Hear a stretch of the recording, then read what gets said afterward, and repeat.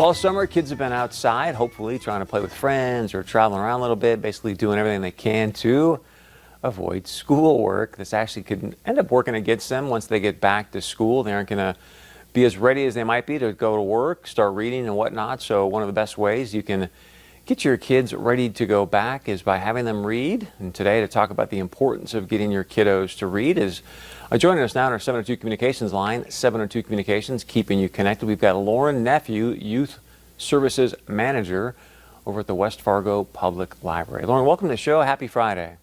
Hi, thanks for having me. So homework hangover, or the summer slide, as a lot of people call it, what is it exactly? How pervasive is it?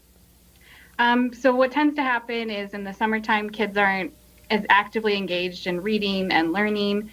So they tend to lose some of that information and learning skills that they gained throughout the school year. So they start the fall a little more behind than where they should be. So they're not starting exactly where they ended the last year. They're actually behind.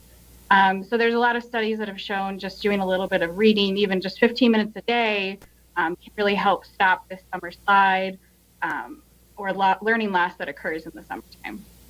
So what kind of things can parents be doing now as we get closer and closer back to the school year to get their kids kind of re-engaged in reading and schoolwork?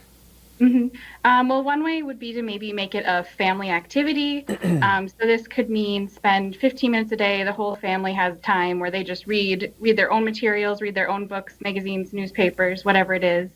Or you can make it a family challenge even. So if everyone reads for 2 weeks, maybe there's a special treat at the end. So sort of really engage the whole family in it. So it's not something that's sort of assigned and kind of maybe has a negative association with it.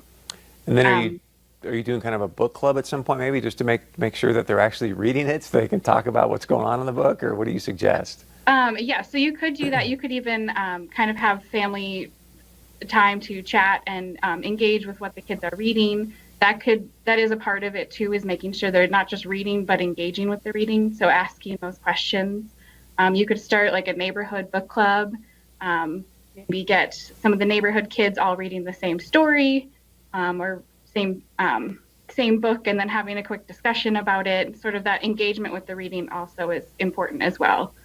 Yeah, now with technology, it's got to be kind of easy to get a bunch of your friends involved, and you can do like the FaceTime or Zoom and whatnot, and talk about stuff. So, one of the big things we have with Isabella is trying to find good books for her. So, do you have some recommendations, maybe of great authors, depending on different age groups?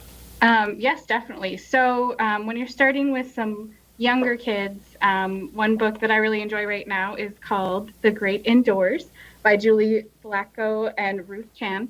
And it's kind of a fun story right now in summertime because it's as people are taking their last vacations. It's about a family who goes on vacation, and a bunch of animals join or enter the house and kind of take their own vacation. So it's sort of a silly story there. When you're going a little bit older, into those early chapter book reading, the Magic Treehouse series has been around for a while by Mary Pope Osborne, but it's still quite popular and really fun adventures that two kids go on there. When you're looking a little bit older, kind of family story times as well are great. You can do that with audiobooks in cars if you're taking a trip or just driving around. And one good option for that might be the Land of Stories by Chris Colfer. This series is kind of a fun one because it engages in classic fairy tales. Two kids kind of jump into the stories and go on adventures with these kind of classic fairy tale characters. So that's kind of a fun way that the whole family might be interested in listening.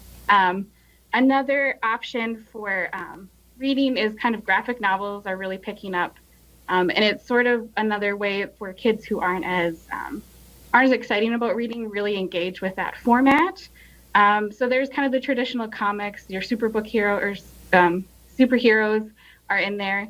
But there's also a lot of realistic stories available as well. One really popular author is Raina Telgemeier, and her most recent book is called Guts. She has a number of them. They're kind of semi-autobiographical about her life in middle school, so it's really relatable to some of those kids as well. And another graphic novel series is the Dogman series. It's a really kind of silly, fun adventure stories by Dave Pilkey. So there's lots of options, and if you're feeling kind of overwhelmed with the choices, library staff are always there to help with that too. So we can definitely try to find the perfect books and options for kids and families to work through as well.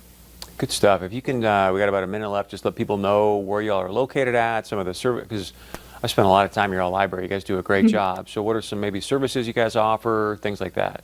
Yep. So we're kind of on the north side of West Fargo. So we have lots of books for all ages available. We recently went fine free at the West Fargo Public Library as well, which is great to kind of help ease that stress of getting your books back in time and ease the access to books. So you can come check out books for all ages, get a library card.